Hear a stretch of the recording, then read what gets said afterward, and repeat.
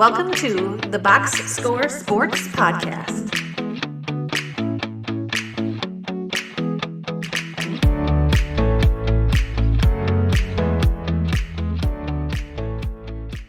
All right, you ready to move on to the Central? Yeah. Okay, let's talk about the Central. Let's start with the Cavs. They were 64-18.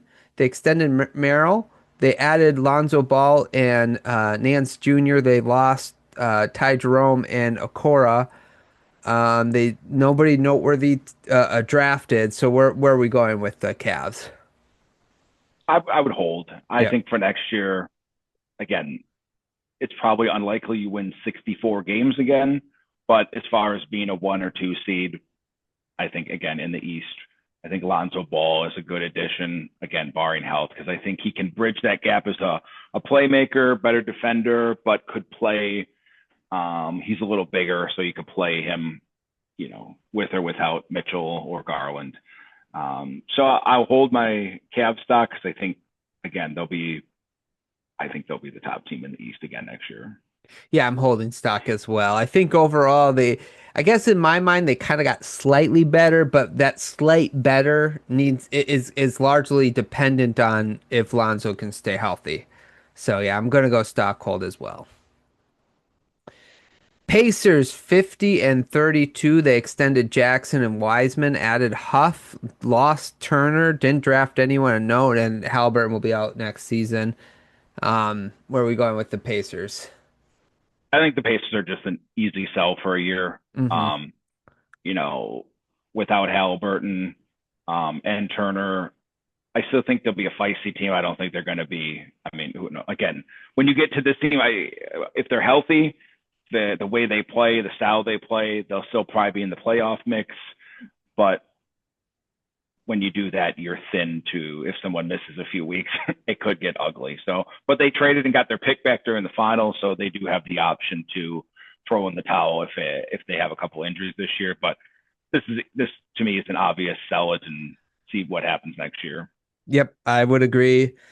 I don't think I have anything else to add. Although I think, just to reiterate the point, if they're healthy, I do think that they're a good enough team depth wise that they'll probably be fighting for that play in. Maybe, top somewhere between 10 to 8, they'll probably be fighting for if they can stay healthy. So, okay, Milwaukee Bucks 48-34 last year.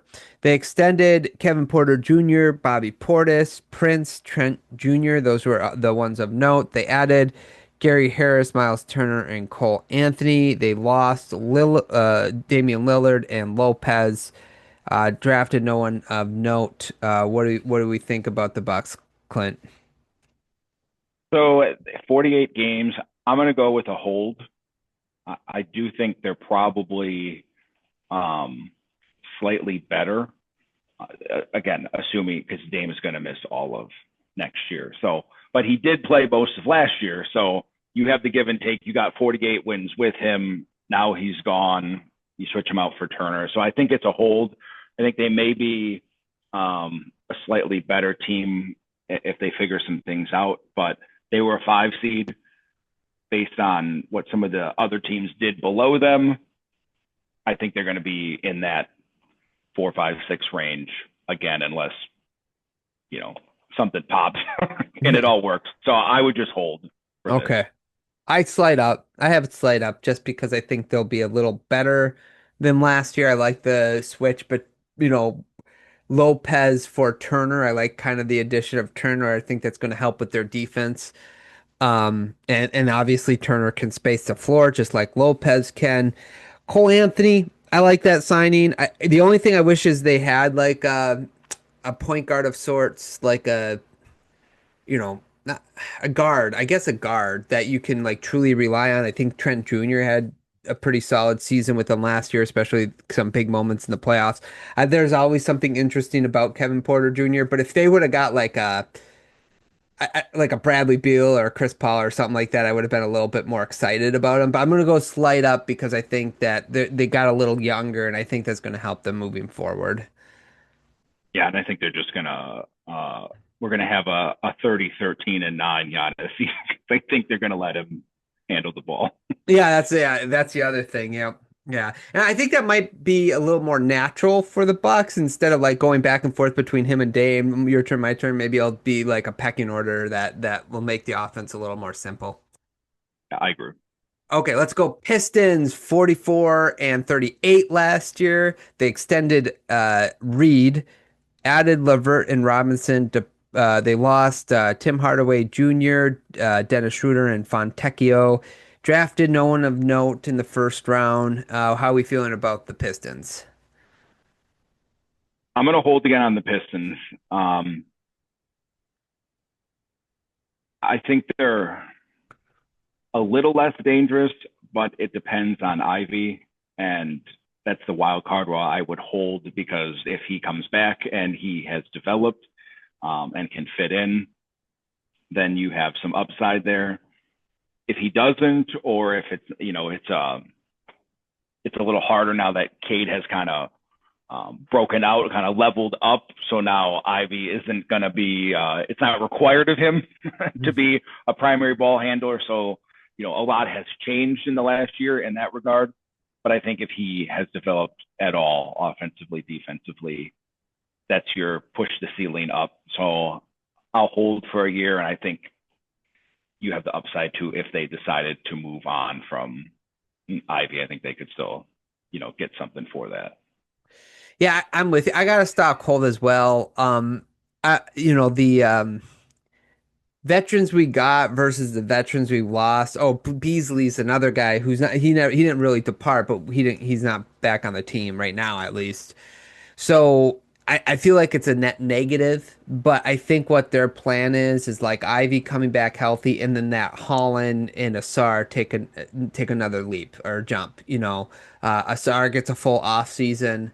Holland gets a full off season. You get the shooting coach in there, Vincent, second year working with them. So you kind of hope that they're kind of that's where they're putting their chips, right? Like in the development basket, I think with this off season. But I'm with you. You got to kind of see how that all plays out. So I'm stock cold as well. Chicago Bulls, 39 and 43 last year. They extended Trey Jones, added Okoro, lost Ball, drafted a guy named Noah Esingu.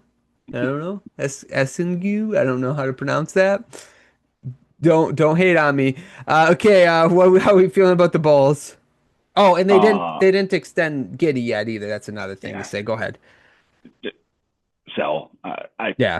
Again, I just think between Vucevic eventually going to go, Kobe White, Sumu, what are they going to do? Are they going to pay? Are they going to move on from that? They haven't settled the Giddy thing.